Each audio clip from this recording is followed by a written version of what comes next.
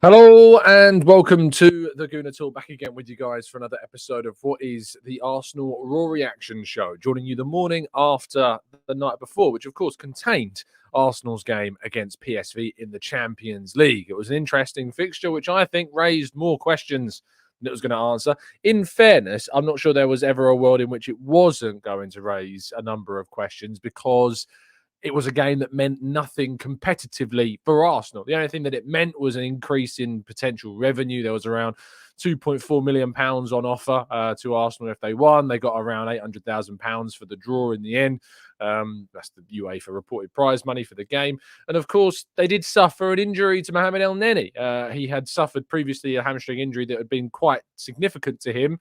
And it could be a repeat of that, which is a real shame, considering the fact that he's only just come back from an injury. So hopefully it's not too serious, but I'm not holding out loads of hope that it isn't. I don't know any inside info into it, by the way. It's just based upon previous injuries we've seen El Neni suffer. It does seem that he might be edging towards that latter stage of his career where he has to call time with the number of injuries he continues to suffer on such a regular basis. However, it was a game in which I think provided insight into some players that we don't typically get to see all that often.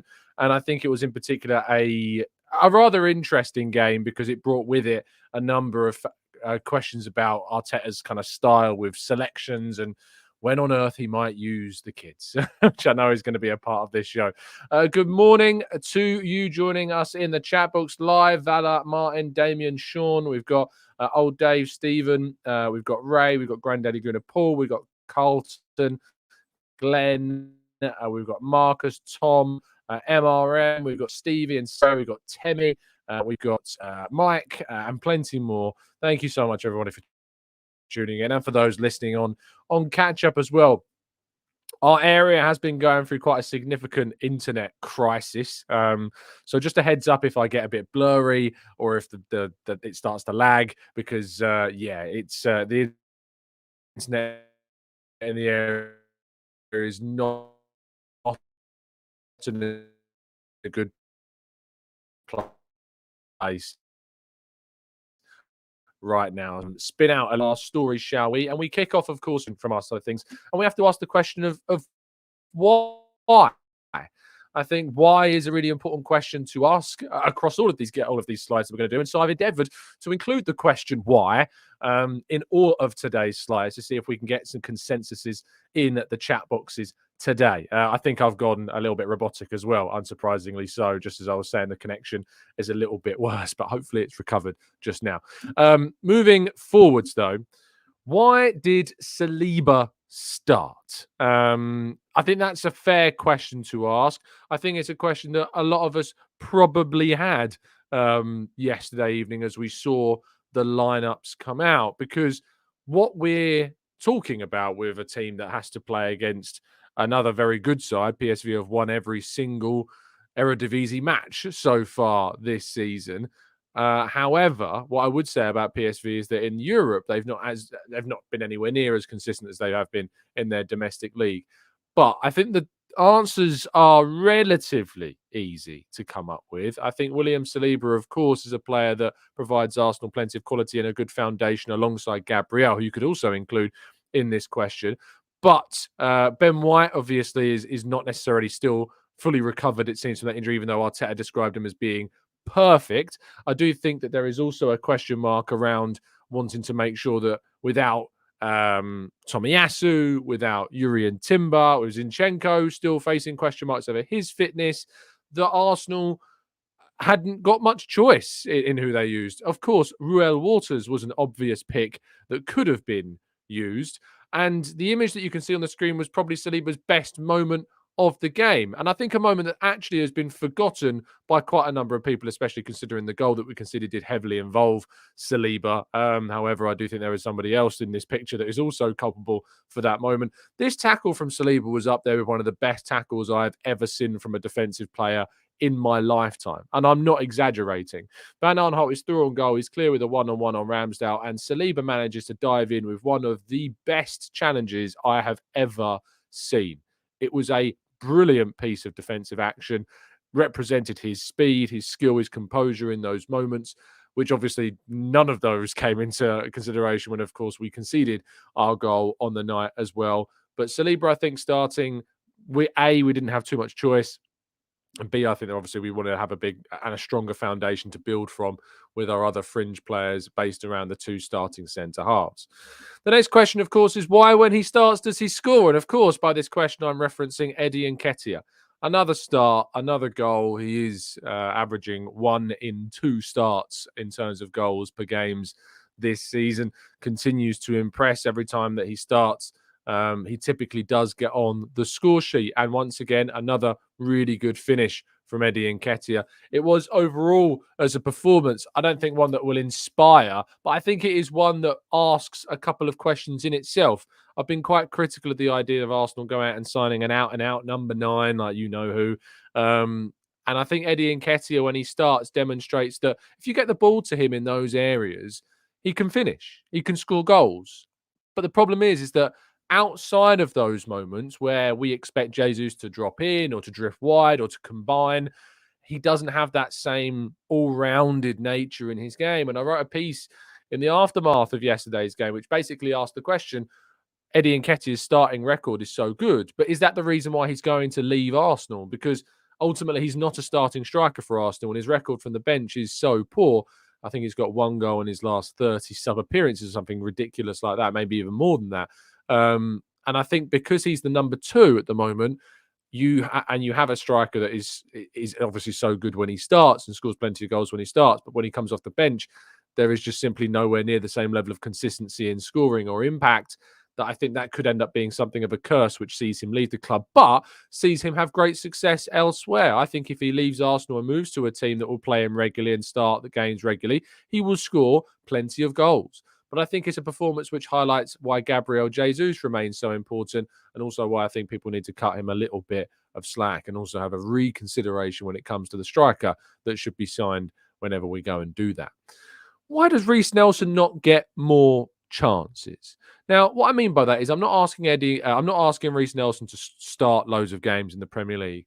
My question is why he's not given more opportunities when it comes to substitutions. We think about the Villa game at the weekend. He came on right towards the end. He came on after Eddie Nketiah came on, for instance. We think about games in which he's come on and scored, and he has come on typically really towards the end of games. And I think yesterday's performance was, I think arguably he was potentially man of the match for Arsenal. I think he was the most effective player for Arsenal moving forwards. I think he had a far better game than Trossard. I think he was better than Havertz. I think he was better than Nketiah. I think he was better than any of the attacking players that came on in the second half. And I think that that's a fair question to ask, is why is Reiss Nelson not given more minutes from the bench? I'm not suggesting he needs to start over Martinelli or over Bukayo Saka. But I think it is fair to ask the question that maybe Nelson needs to be considered a little bit ahead of maybe some players like Nketiah when coming off the bench, and you can move other players into different positions. Why not move Gabriel Martinelli into a centre-forward role if you're intent on bringing off Jesus and then bring Nelson on the left-hand side? Why does it need to be Nketiah that comes on for Jesus? Why can't it be Martinelli that moves into a more central area? Why couldn't it be Trossard that moves? Why couldn't it be Havertz that moves into a more central area? Especially we've now got Smith Rowe coming back, who we'll talk about in a second. But I think there is something to ask why he doesn't get more chances. And I think that's a fair question to ask, especially after last night's performance. My next question is, why do people think I was harsh on Cedric? Now, I was disappointed in a few people's responses to the player ratings. I don't tend to do player ratings, but I did put them out on Twitter yesterday just to see what the reaction might be to my assessment of the performances. I also think it's worth caveating that whilst I am watching the game, and I tend to watch the game back afterwards and in the morning as well, because obviously I'm writing a hell of a lot during the game, so it is easy to miss some things, which I always caveat with. But if those that are members on the channel, you will be able to access the custom emojis in the chat box, and you will see that one of those custom emojis is indeed in support of Cedric. Cedric is something of a cult hero at the channel, and someone that I've appreciated for his time at the club, coming in and having his impact on the game at times as well. But last night, I thought he was quite poor. I know that some people appreciate what he did moving forwards. He was involved in the build-up for the goal with Reiss Nelson, of course, as well. He played one pass involved in that build-up to the 1-2 with Nelson before crossing to Nketiah. But I really thought it was a performance, and I really thought that it was a display which demonstrated how Arsenal have progressed. I think it was a performance which demonstrated how Arsenal's right-back position has changed from a player that is, for all intents and purposes, a very forward-thinking attacking player, whether it was Bellerin and then, of course, it was Cedric who came in and provided a lot of game time and minutes for us under both Emery and, under Arteta, not Emery, came in as Arteta, one of Arteta's first signings. But when you look at the goal that we conceded, and you look at how he's positioned in that moment for that goal, when we're under quite little pressure, when the ball was played to, I think it's played initially to Vitesse as well. No, was it played to Pepe first? One of the forwards that was played to the left-hand side. That player that it was played to, Cedric is miles out of position. Like, its positioning is dreadful. And then when it was unsurprising that soon after that goal was conceded that we did bring on Ben White and that Cedric was brought off. And yet I was told that I have an agenda, against Cedric, which I don't. I'm just objectively looking at the performance. But people seem to think I was quite harsh on Cedric. It's nothing to do with agenda. I've got nothing against the guy. I think it, for me, demonstrated how far we've come and what we've done in the squad to level up that. But it's an area of the team in which Yuri and Timber would, of course, been playing a lot more games in. And I think that's fair. A lot of people said that why have I not criticised Kivior as much as I criticised Cedric last night? Kivior didn't have the best of games, and I think Bakayoko was a big, big part of the reason as to why. I think sometimes it's important to praise the attacker than it is to criticise the defender. I thought Bakayoko was probably PSV's best player on the night, produced plenty going forwards, was technically fantastic, was dynamic, and Kivior had a really torrid evening, not because he's poor, not because he's a bad player, but because he was up against a very good winger. I tend to look at Bukayo Saka's performances as being excellent most games. And I don't necessarily look at the defender as having a poor display just because they couldn't contain the winger that was on offer. And I think that's probably where misconceptions around Kivior's performance comes as well. But there were some misplaced passes in his game, which I think is definitely worth pointing out. And I think I agree with Paul that Kivior is most certainly a left-sided centre-back more than he is a left-back. But I still do think that he has a role to play in this team in a versatile way. But Tomiyasu, obviously, his absence is hurting us somewhat in that depth area. Why was our winning goal ruled out? That's the next question that I've got to ask. A lot of people very, very straight down the line with this and think, well, Gabriel was offside, he interfered with play, and that's why it was ruled out. I think that VAR is, in all intents and purposes, designed in some ways for less goals to happen. In my mind, I don't think this goal should be ruled out. I know that the linesman actually initially rules out this goal, but I thought VAR might recognise that Kivior's the one that heads it in and give it. Gabriel is offside, but Gabriel doesn't head the ball in the back of the net. Now, there is a strong argument that for a lot of people that he interferes with play. I struggle with that a little bit. I don't feel like this is the instance, and I might be being very biased here, but I don't think these are the instances where the whole he's offside and interfering with play should come into it. For me, the whole offside and interfering with play is that when a player is standing miles offside in front of the goalkeeper's vision and interferes with what the goalkeeper does. Now, I think the goalkeeper is losing out in this scenario every single time. I think the defenders are losing out in this scenario every single time. And I just don't think it necessarily took into context how the goal is scored and how Gabriel's presence in this goal makes a difference or not. That's just my opinion. I thought that it should have counted. I know that a lot of people may disagree, and that's fair enough. But in the end, it's not a competitive game. Maybe if it was a game that really mattered, you see more people up in arms about it. I, for one, think that it was. I don't want to see goals ruled out for these types of incidents, personally. Why was Smith Rowe's return so important? He only got on for the last few minutes of the game, and I thought it was a couple of moments where he drove with the ball fantastically well at the opposition defenders, and I really enjoyed, seeing those points, seeing those moments of Smith Rowe back on the field. I think Smith Rowe's return is really, really key for this team's depth, for the options that Mikel Arteta has to have. Mikel Arteta has to bring off the bench. I think, it kind of bleeds into what I was saying about Reiss Nelson earlier on. I don't think there's a necessity to bring on Eddie Nketiah every single game. I'd quite like to see more minutes given to Smith Rowe. You could move other players into the centre forward position like Trossard, like Havertz, and you've got Smith Rowe to come into those attacking midfield areas. So Smith Rowe, for me, I think his return is important because it gives us more options, it gives us more depth, and he needs to show that he is a really valuable part of this team for the impact that he has when he does play. We're obviously going to have some FA Cup games coming up that I think he'll hopefully get an opportunity to start in, maybe against Liverpool in January. We'll have to wait and see whether or not he gets that chance. And I think coming off the bench, we need to see more from Emile Smith Rowe, and his return is really, really important. Now, the biggest question I think of the night is obviously one that a lot of us are asking is why not play any of the kids? Now, this split people. I think it split people into two camps.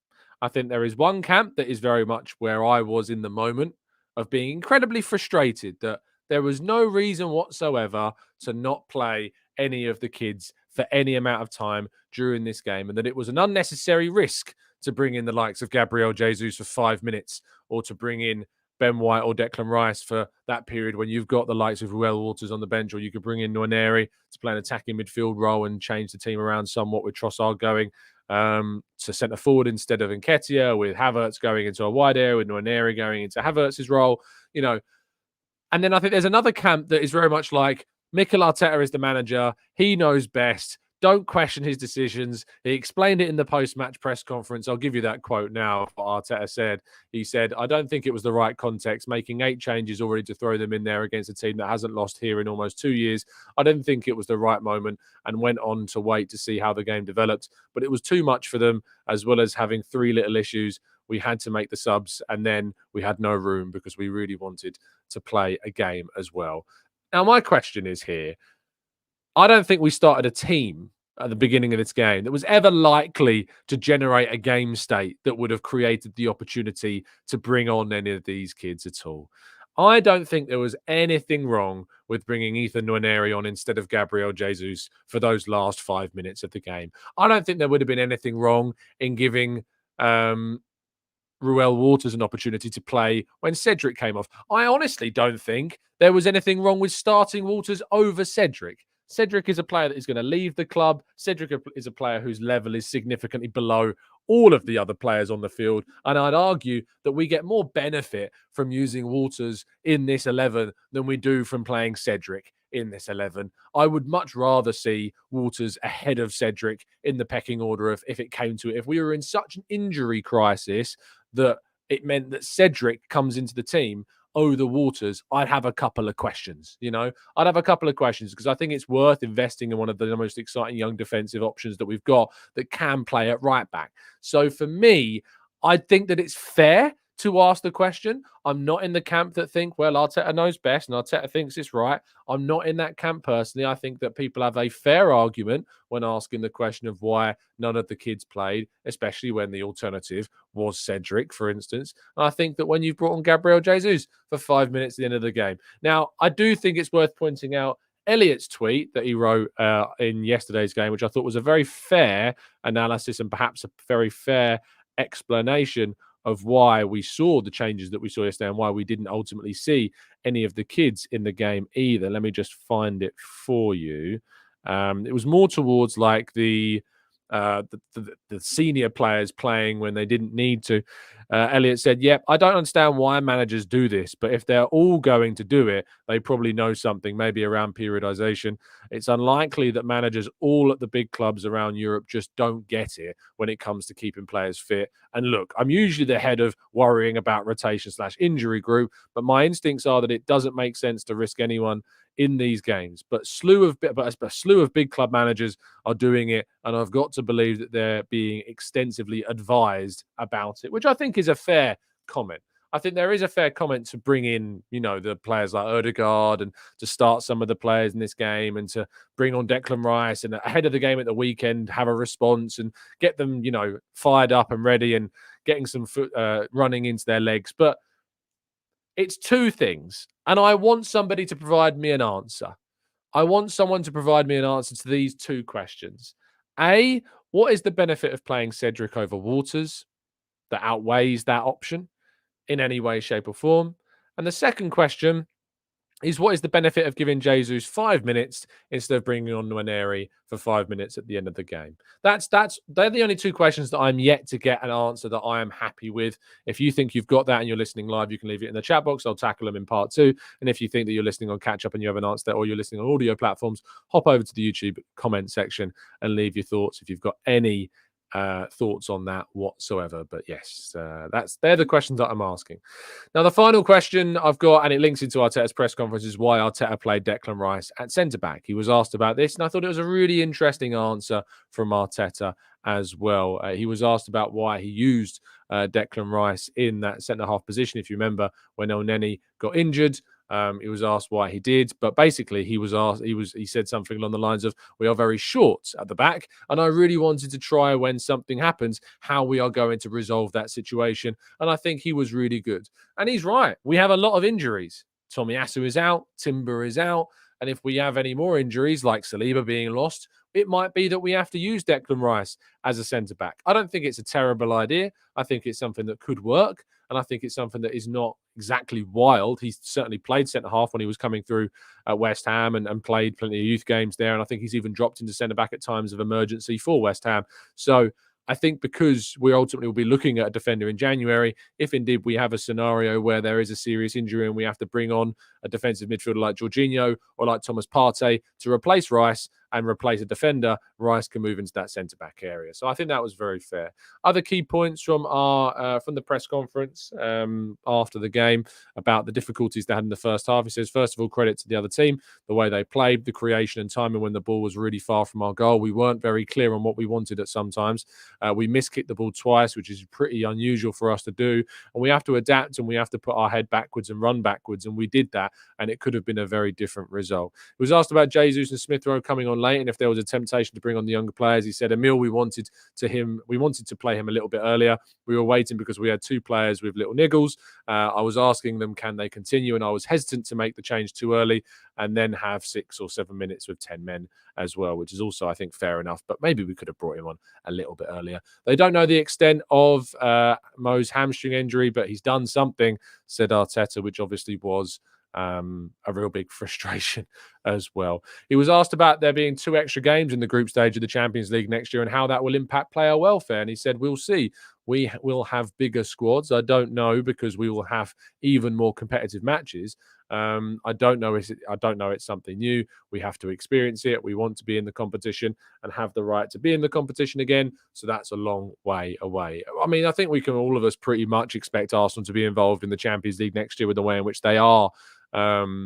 We are in that situation. So, yeah, I think that there isn't too much regarding any question marks from Arteta's press conference.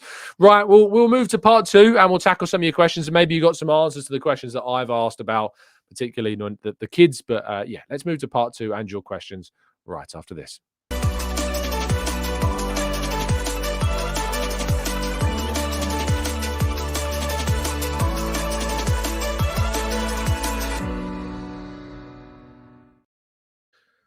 Right. Shall we see if you've got some answers to the questions that I was asking earlier on? Zambian Guy says, on Cedric, the excellent Tim Stillman made a great point about how having experience leads to a higher load on everyone else as they overcompensate for the youngsters. And I think that's a very fair point. My counterpoint to that would be is that we had an experienced goalkeeper in Aaron Ramsdale. We had an experienced centre-half in Gabriel. We had an experienced midfielder in Jorginho. We had another experienced midfielder in Mohamed Elneny. And I think that Eddie Nketiah at 24, has been captain of the club once as well, is a relatively well-experienced guy. We've got a Champions League winner in Kai Havertz. We've got an experienced Leandro Trossard on the left-hand side. So I would argue that there is plenty of experience in that team, even without Cedric involved, would be my counter to that argument. But I think it's a fair point and well raised as well.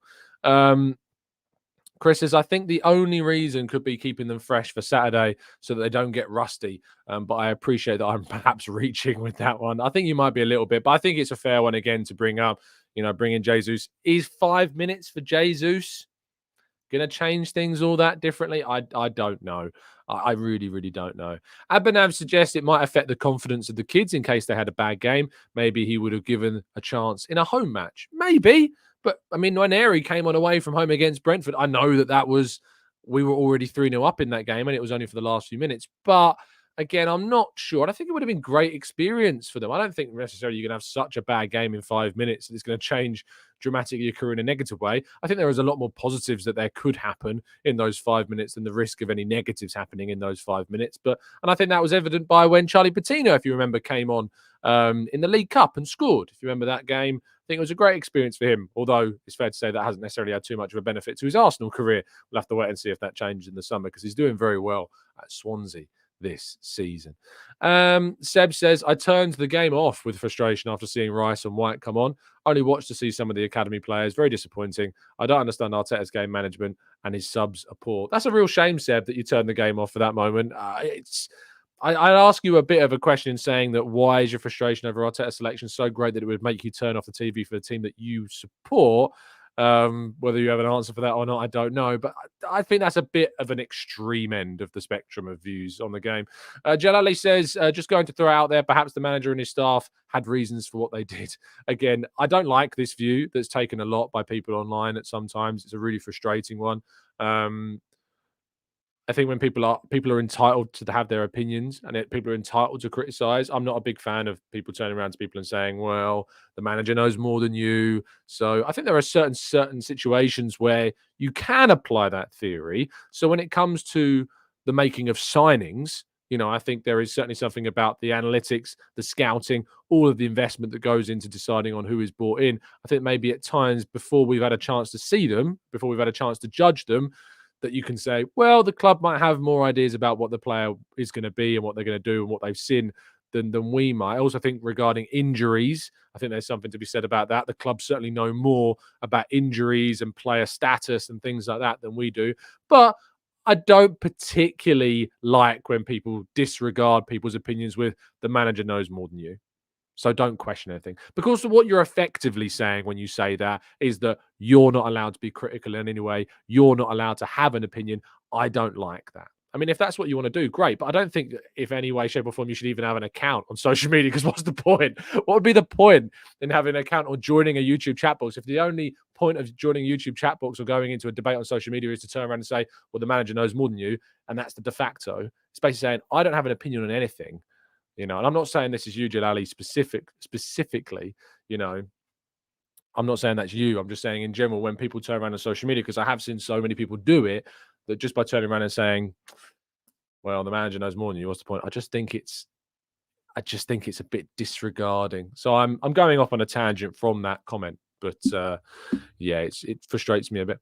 Again, as I've already said, I know you didn't say that people can't have their opinion specifically. But what I do think is when you turn around to people and say the manager knows more than you, it is in some ways saying to somebody, well, you have your opinion, but it doesn't matter because the manager knows more than you. I just think it's a bit dismissive, more dismissive than I'd personally want to be.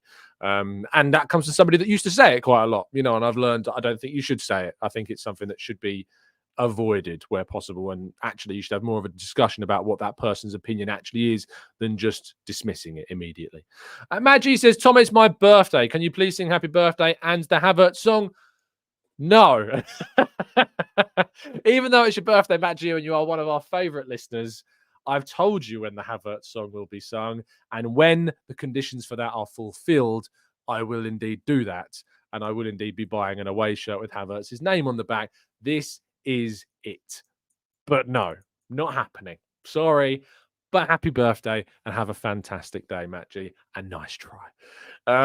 Raf says, in short, Arteta is risk averse and he didn't want to bring them on with the game state the way it was. I think the risk was worth it, especially for Walters playing Reiss at centre-back, and I'd be annoyed if I'm Rule Walters in this game. And I think that's a really fair comment. I think I'd be annoyed if I was any of those kids, especially Rule Walters. I think I'd be a bit frustrated. I think I'd be a bit gutted that I didn't get on. And I think that's fair. The arguments of could something bad happen in the game be enough of a negative to not play them?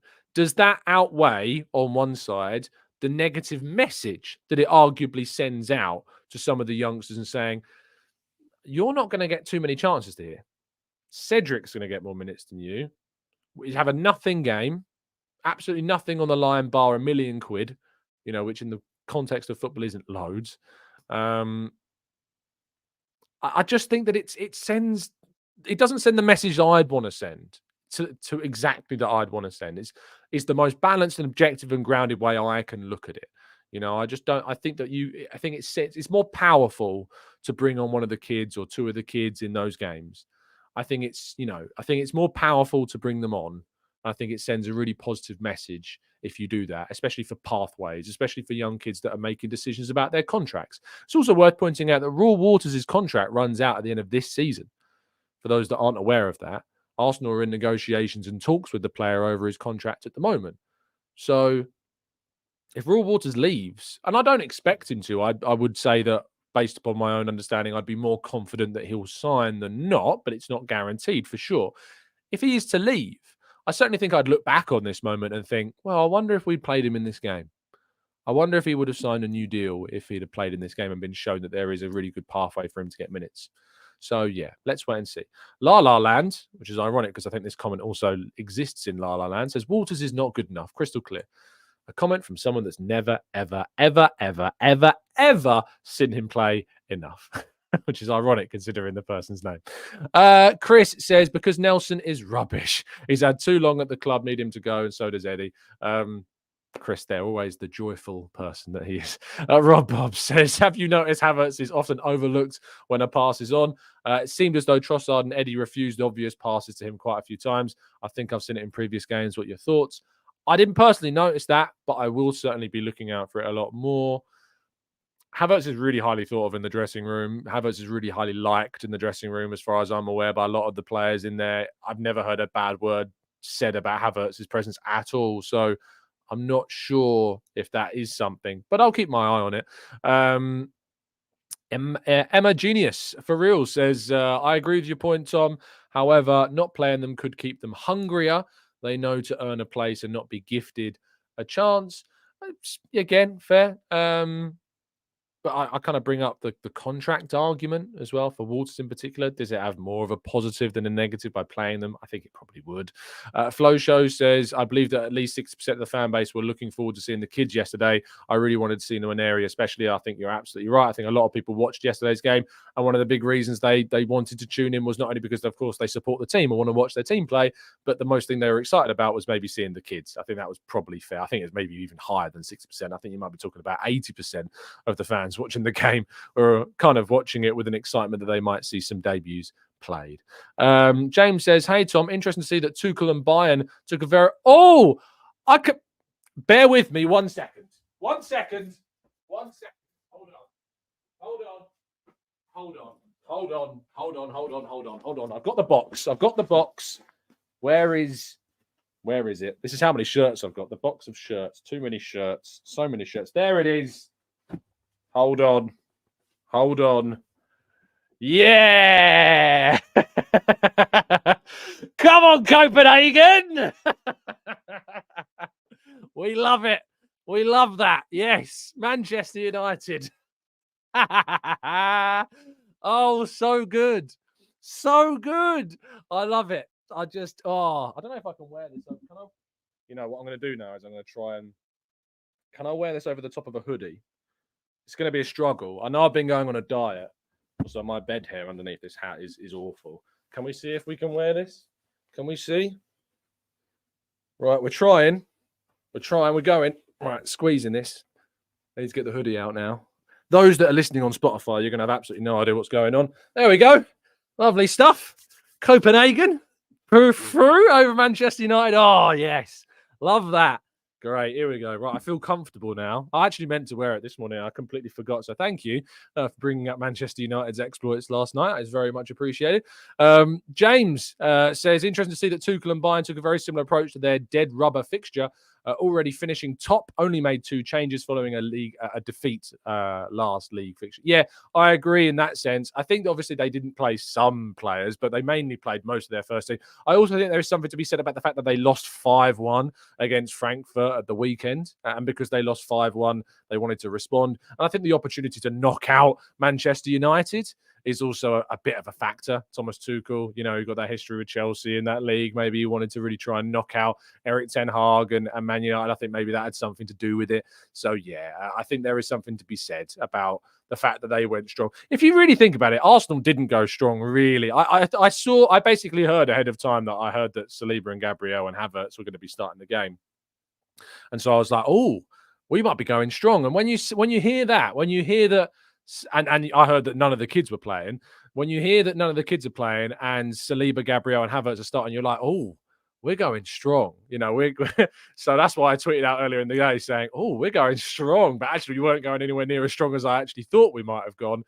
We made 8 changes to the team that played at the weekend. But yeah, certainly it was, very, very exciting indeed to see Man United go. I suppose we should probably do a little bit of Champions League housekeeping, shouldn't we, really? If we have a quick look, have a look at the games last night. So, RB Salzburg, sadly, I say sadly, you know, I've got my affections for them.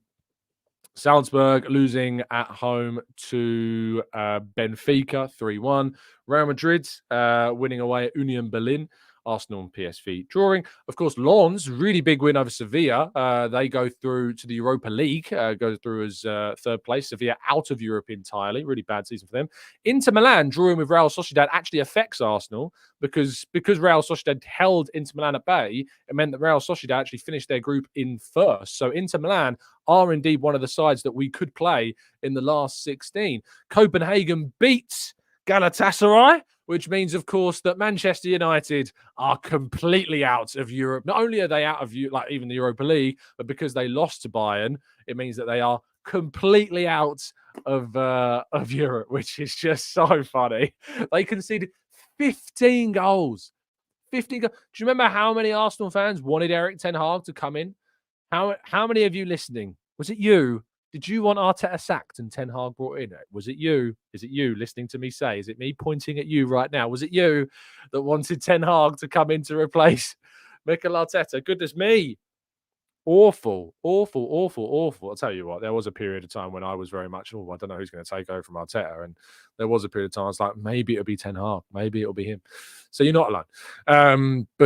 Yes, so that means that we could play Copenhagen in the next round, which would be great.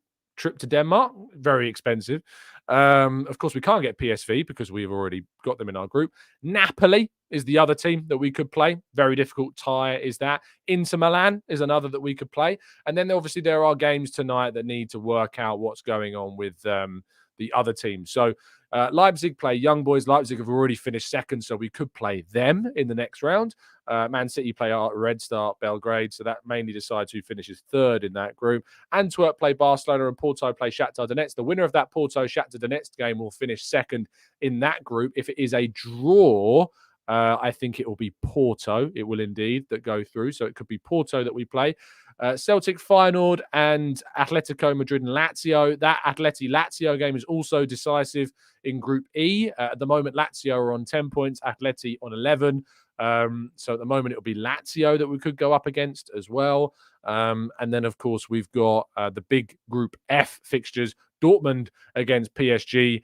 Newcastle against Milan. If PSG beat Dortmund, Newcastle are into the Europa League, unless, of course, they lose to Milan. If Milan win and PSG lose, it means that Milan will suddenly go from fourth to second. And if Newcastle better PSG's result, I think they have to win. Yeah, Newcastle have to beat Milan. PSG will have to avoid either a draw, because I think, obviously, PSG lost both games. They lose both games. No, they drew one and lost one. So they are above. So Newcastle do have a better record. So if PSG draw with Dortmund and Newcastle win against Milan, Newcastle will finish second. Basically, PSG have to win for them really to go through. Because I think Newcastle will beat Milan. I could be wrong, but I think Newcastle will probably win. As I say, I could be wrong. They lost against Spurs pretty comprehensively, and they don't have a lot of players out injured as well. But I still think Newcastle will probably win. PSG have to win. Do we want them to win? Do we want PSG to win? Do we want them to go out? I think I want Milan to win and Dortmund to win. I think that's probably the best scenario from an Arsenal point of view, is Milan finish second in the group. I think that would be the best outcome for Arsenal. But yeah, let's wait and see. Anyway, that's your Champions League roundup, and lovely stuff. Copenhagen going through, love it.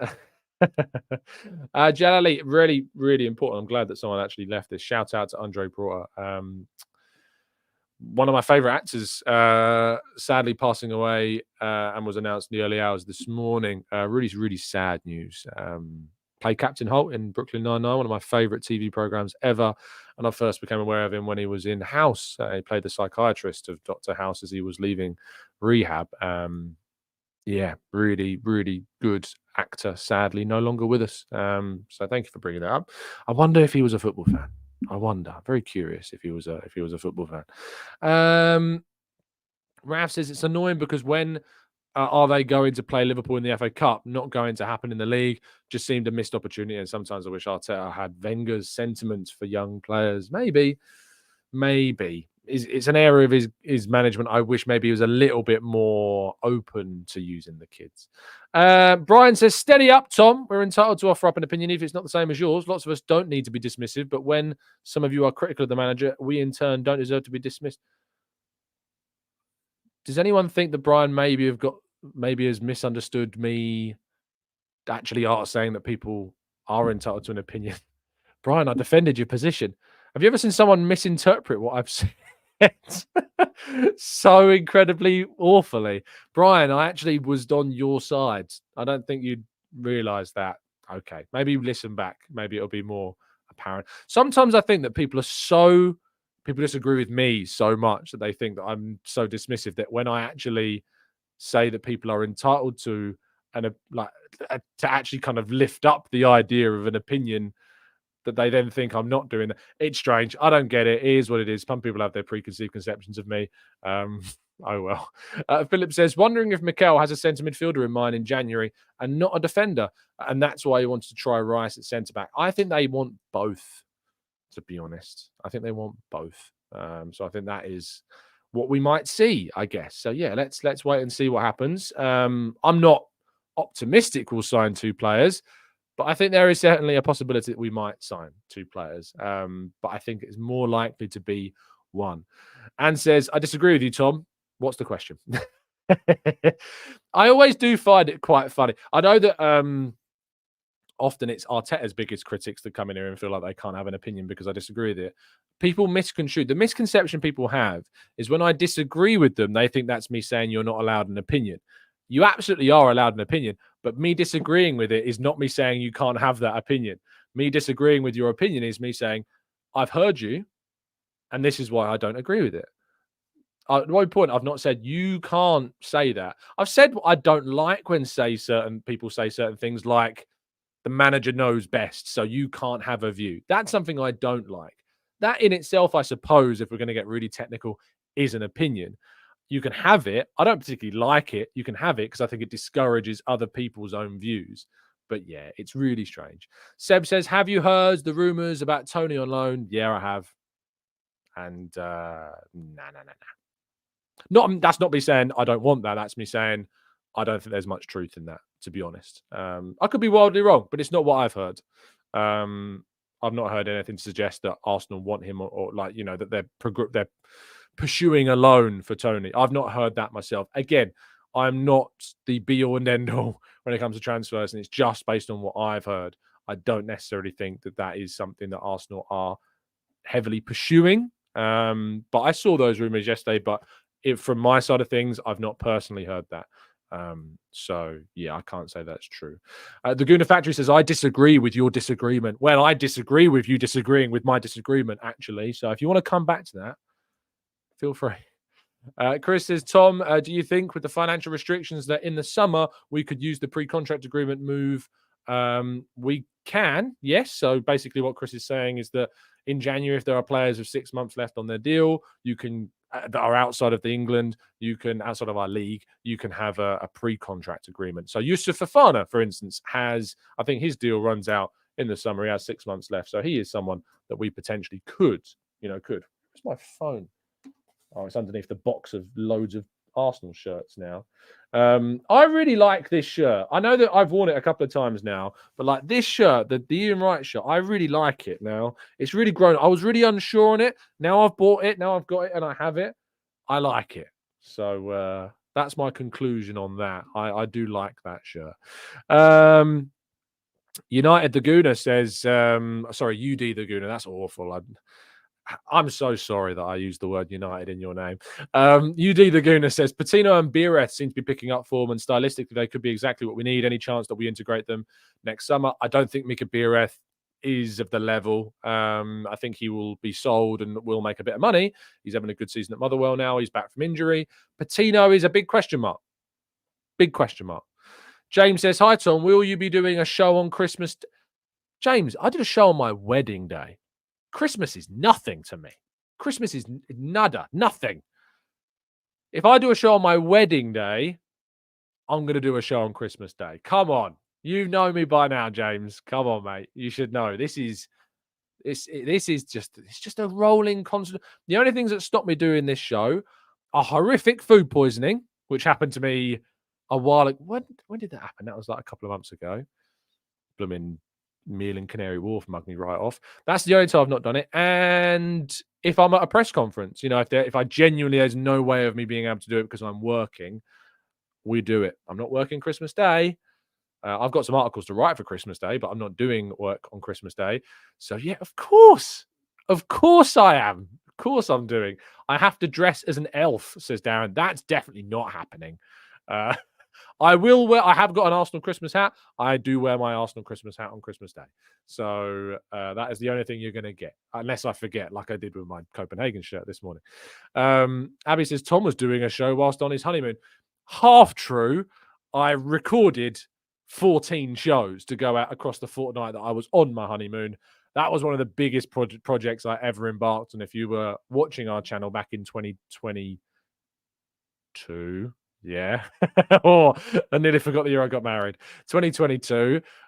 Yes. And I went on my honeymoon in September. I did 14 shows. I did actually do a live show after the... No, it wasn't a live show. I did a record in the hotel after the Brentford game when we won 3-0. That was the only show that I recorded out there. But other than that, I did 14 pre-recorded shows that went out at 8 a.m. every single day. If you need any evidence of the commitment I have to do in this channel, surely that beats all. Surely it does. Trust me, that was a logistical, that was pretty crazy.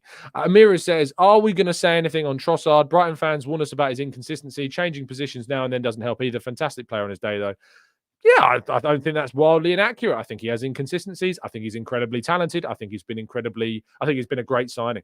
He was bad yesterday. He was, alongside Cedric, probably our worst player. Cedric, Kivior, Trossard, our worst players on the day.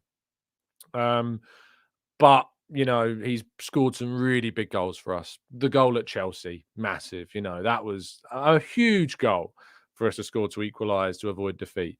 So, yeah, I do think that Trossard is really, really important for us. So yeah, that's the one.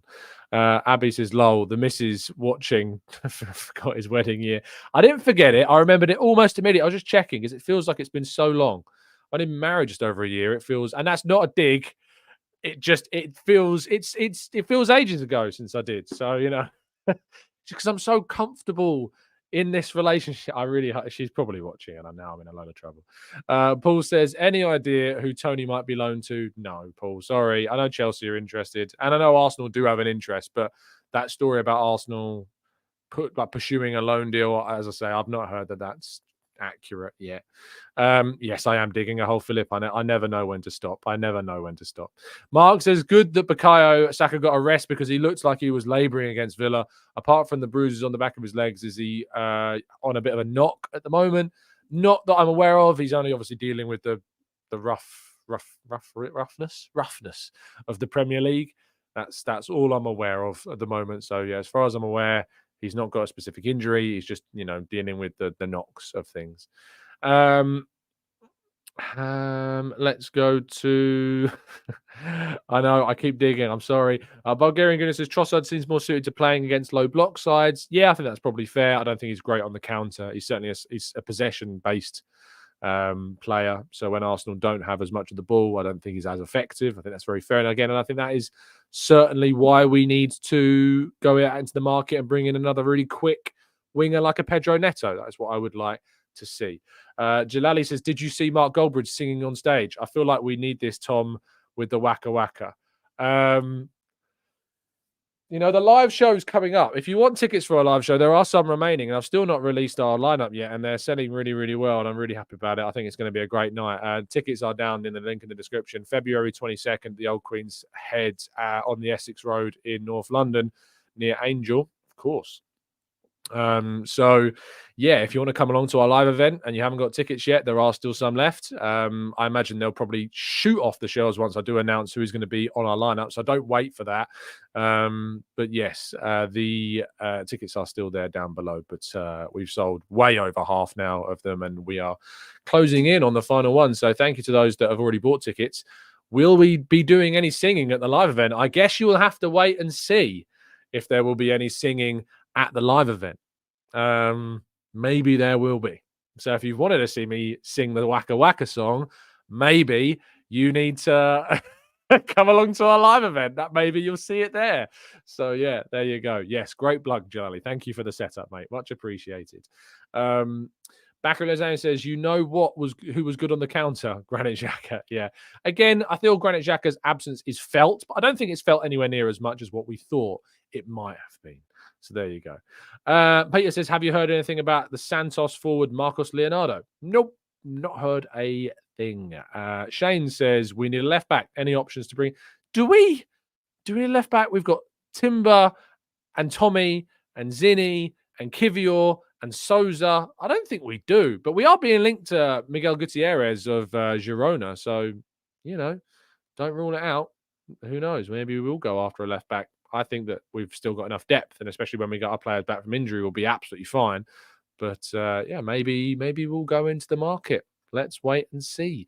Right, shall we end the show there? I think we probably should. Thank you so much for listening. I will be back tomorrow morning, of course, with another 8 a.m. show. Will we have some evening shows? Maybe. Depends on the schedule. Actually, yeah, I think we will. We'll have one tomorrow with a very, very likable guest that has made his debut last month, and I look forward to bringing him back hopefully tomorrow. So yeah, look out for that one. But I'll give you more information about that tomorrow morning. But thank you so much for listening. Really appreciate your time. Shout out to FC Copenhagen. Thank you for knocking Manchester United out of Europe. That is very much appreciated. And thank you, everybody, for listening. Do drop a like on the video. Do subscribe. And keep me in your thoughts for how I'm going to explain those wedding comments to the missus later. And, of course, again, thoughts are with the friends and family of Andre Braugher, who sadly lost his life yesterday or the early hours of this morning. One of my favourite all-time actors, sadly no longer with us. And thank you for bringing that up earlier in the chat box. I'm glad that somebody did. Thank you for listening. I'll see you again tomorrow. Stay safe, stay well, stay happy. And as always, up the Arsenal.